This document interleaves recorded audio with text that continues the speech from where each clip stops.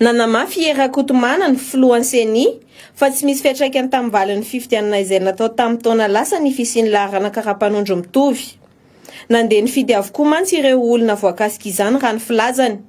Nanome fanazavana ihany koa teo anivon'ny CENI ny 4 Martsa fa olona samihafa ireo manana laharana karapanondro mitovy ireo. Tsy toe-javatra vaovao io araka ny nambarany hatrany fa seho efa nisy tao anaty lisam-pifidianana. Ny CENI dia manome toky fa ny fanatsarana ny lisam-pifidianana no dingana manaraka kendrena. Hojerenao anatiny izany ireo tsy fahatomombananao anatin'ny lisitra.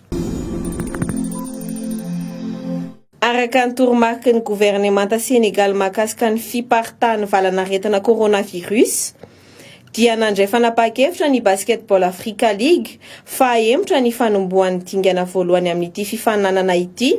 Io no fanambarana nataony Amadou Gallo Fall. Tsy mbola fantatra kosa hatreto ny datin'ny fifaninanana. Mariana fa Klioba 12 no andray anjaran'ity Basketball Africa League ity, ka anisan'izany ny solitena malagasy dia ny ekipa Gendarmerie Pyrénéenne na ny GNCBC.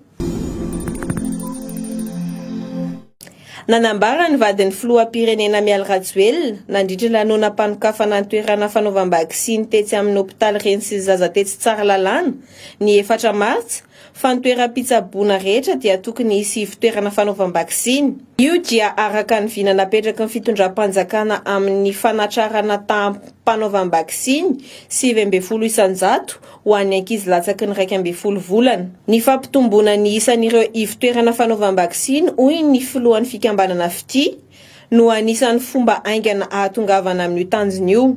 Marihana fa maimai-poana ny fanaovana vaksiny amin'ny ireny rafitra apetraky ny fanjakana ireny.